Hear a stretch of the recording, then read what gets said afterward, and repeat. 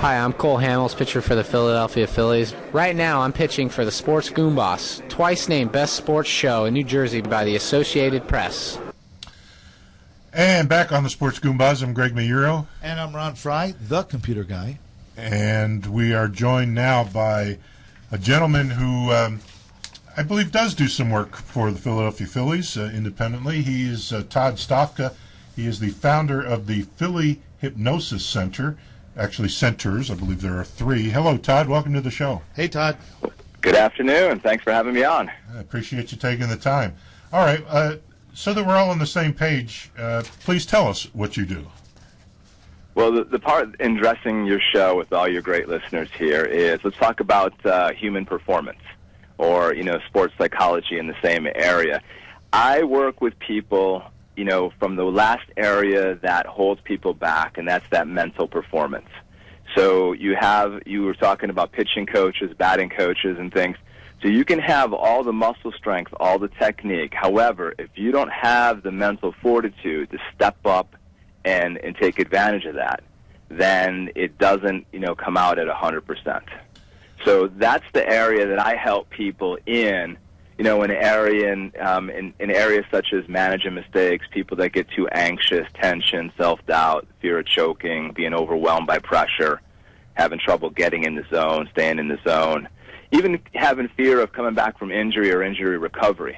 So just some of the simple areas that can mentally hold a player back from really playing well. Yeah. So I assume you're familiar with Harvey Dorfman and what he did with Roy Halladay. A little bit, yes. And how about my theory that when Dorfman died, it took a little piece out of Halladay? I believe it 100%. Yeah. Okay. Now, have you actually done work with the Phillies? I have not done work with the Phillies. I've done work with other teams. Okay. If you had a crack at the Phillies at this point, now I know they had the 4-game winning streak and 3 of them where they came back, and that was very nice. And every time something like that happens, everybody says, they're back. They've done it. They've conquered their dragons, and they're going to start winning. And then they pull it all, they pull the plug again, like last night. And it's errors and sloppy play, and their new $144 million pitcher doesn't, suddenly he gives it more walks than he ever has in a game.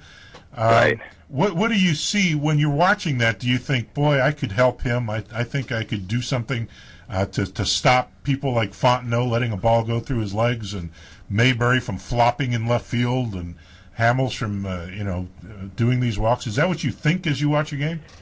Absolutely. I mean, it's sort of sometimes I wrote an article recently that was I think that got me on Fox News, and I call it the Phillies mental flu.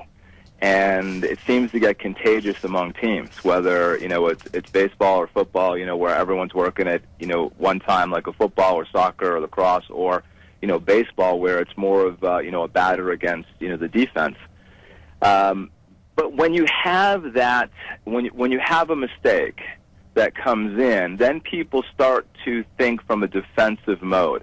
I don't want to make a mistake. I don't want to make an error. Yeah, or worse, don't let him hit it to me. Yeah, don't let him hit it to me or something like that, because one person does it, then instead of being aggressive, and, my younger players, they call it mindless playing. The classic way is in the zone, where, to get to be, in the major leagues, you have to go through, 5 levels of, baseball between single A, double A, triple, all the, the way up. These guys know how to play, but when they get in their head, like you saw happen last night, and then the errors got contagious. One guy has one, the next guy has one. Then everyone starts to feel down. So it's the first thing I mentioned is about managing mistakes. Is a key thing in breaking that cycle, because again, an error is possible, but the thing is that you gotta learn to stop that, and then look at it and get back into your back into that sweet spot of playing that specific position. We're talking with Todd Stofka. Let me get your name exactly right. It's spelled Stofka. Right, Stofka. Stofka. And by the way, if you would, please give out your website. You can go to phillyhypnosis.com, Philly, hypnosis, hypnosis.com. And it will take you to my site, and you can see everything we have in the sports psychology area. Now, let's talk about the hypnosis end of things, because I know everybody hits you up with the same things, and I know when we got you on the phone, Ron immediately said off the air, "Are you going to make me bark like a dog?" I was just kidding. But everybody does that, right? I mean, that's like the first thing. My mom was a hypnotist, so I know that. But go ahead. Your mother Well, was Ron's certified mom is actually hypnotist. calling in on my cell, so maybe, if she tells me to, we can work something out before the end of the hour's up. Well, now I'm curious as to whether his mom made him bark like a dog all his life, and that explains a few things.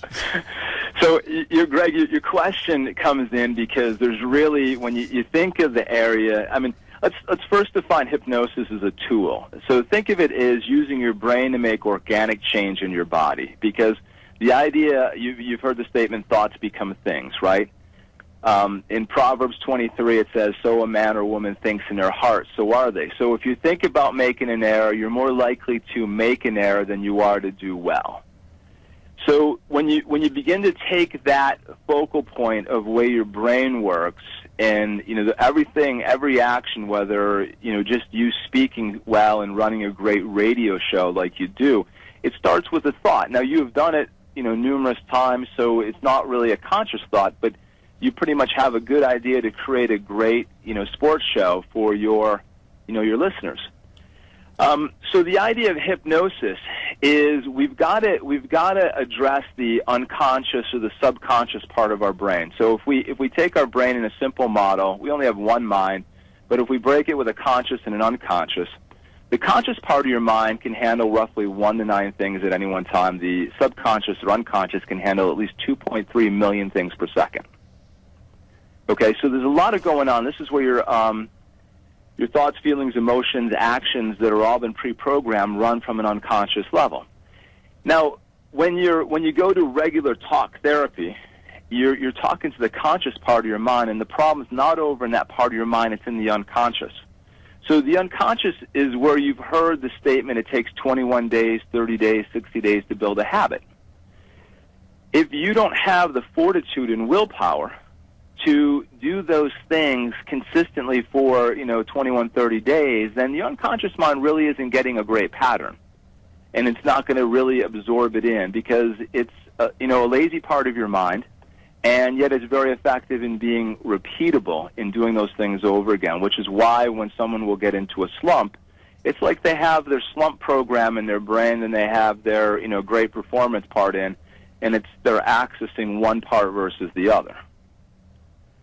So the idea with hypnosis, and you coming back to barking like the chicken or clucking like the dog idea, is that there's entertainment side of hypnosis and there's more of a clinical side where I work on human performance with people.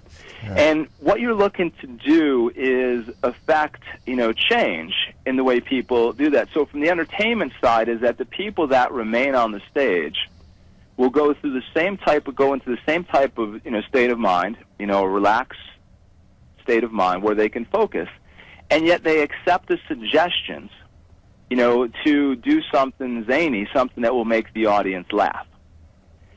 Now, that happens naturally with people because, we get influenced by things all day long. In the food area, we get influenced by advertising. And, we get these unconscious, this mindless type of eating, mindless type of habits that we don't know where they've come from, but we just do them. So we get hypnotized into things that we don't know, and you can get hypnotized in just watching all the other batters strike out, in a baseball game. And that's why you'll see a low-scoring game or no-scoring game into late innings, and then one person gets a hit, and it's like the rest of the bench decides, salvation just came, and I can hit the ball now, when they could hit the ball any other time they were up there. So hypnosis has a very effective way to stop the talking to people, because I can take someone in a matter of minutes and get their mind relaxed and get rid of all that negative talk, all the negative, feedback in their head, like I can't do this, I'm dumb, I'm stupid, whatever they would say to themselves, and get them so that we can focus in on creating that play that they want, that perfect player. Does that give you a good idea? Yeah, I think so.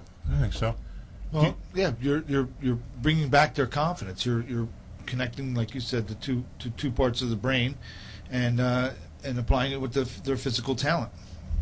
Absolutely. Well, because isn't that Chinese? Well, not Chinese, but the Eastern philosophers, don't they call that like a qi a form?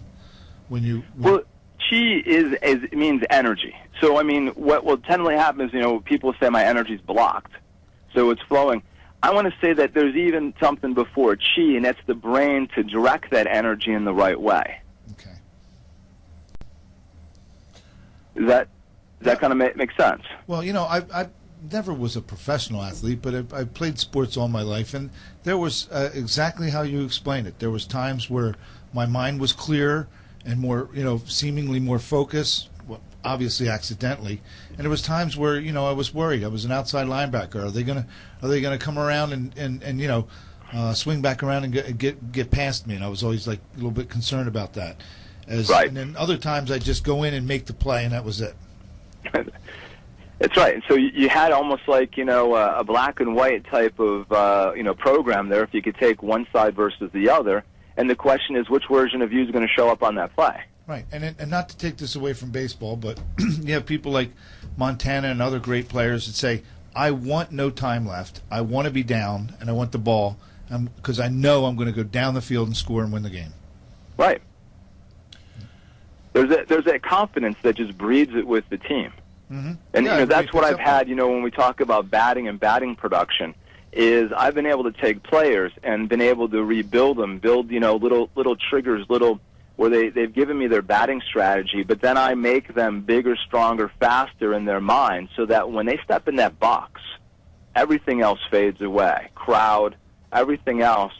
And then they're the ones, they're thinking themselves bigger, badder, faster, stronger, quicker than that pitcher throwing that ball in. And if that ball's going to be in that strike zone, they're going to put that bat on it. Now, wait a minute. Even taking the old idea that Ted Williams was mentioned, but being able to slow that ball down, make it bigger in their mind. Look at the labels, look at the laces, begin to see it coming out of the pitcher's hands so you can begin to detect the movement of that ball, and then put your bat right on it. I'm picturing Chevy Chase teaching a young man how to putt, going da da da da da da da, be the ball. Yep. Yeah. Or there's a current TV show. Do you ever watch Necessary Roughness? Yeah, I do. I have it on my LinkedIn profile. I said, if you like Necessary Roughness and would like to get all the performance without the drama, give me a call. That's a good one. Well, she incorporates a little hypnosis in her treatments. She does. And whatnot. So it's of course the other thing we see with hypnosis is the entertainer on a stage. I know Jimmy Fallon about a week ago had a hypnotist on the stage, and he makes these people do things. You won't remember your name when we call out your name. You won't remember your name, and you won't remember you were up on the stage. And I sit there, and say, "Come on, this can't be. Come on." But really, these things, like, when they do that stuff, that those are people that are really under control. So I'm not going to say that. I'm going to say that I like to take the idea of control away, because I don't personally believe that there's mind control in this. Okay, his hypnosis works on the suggestibility and compliance, not gullibility. And also, I'm sorry, and also the willingness of the participant too. Well, they all get there and say, "Well, no, I'm not." No. I'm talking about what he's doing. Well, that's what I'm saying. They go up on stage and say, "I'm not. You're not going to be able to put me under," and then he snaps his finger and they fall. The head falls. I don't know about that stuff. But let me ask you something. What you got to understand is that, let me just give you a little background tip in that, is that if you ever get to go watch a show from the beginning versus a TV edited version, is that a stage hypnotist, and I do a little of this entertainment hypnosis for fundraisers, is that you bring up a lot of people and then you take them through suggestibility tests, okay?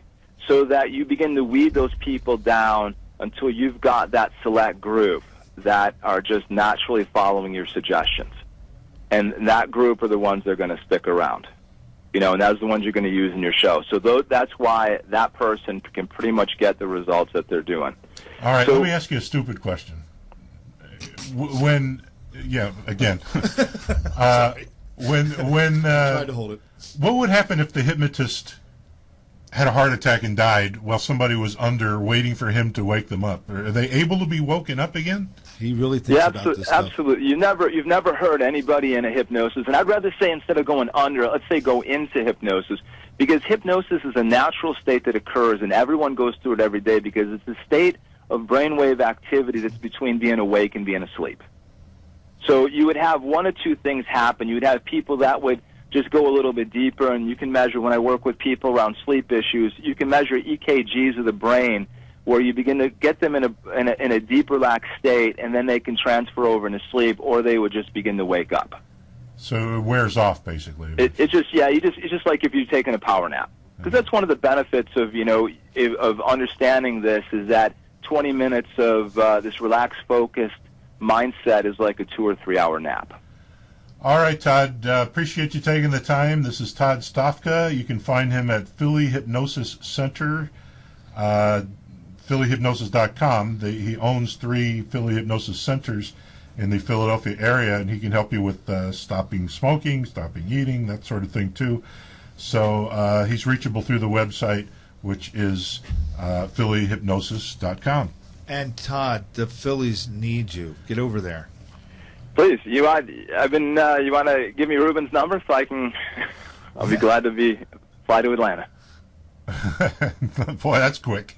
Yep. I thought you were asking for Citizens Bank ballpark number. Just get on the bus with them. All right, thanks, Todd. Hope to talk to you again. Stay well, Todd. Hey, Greg and Ron, thank you very much. So long. Fascinating stuff. Yeah, it is.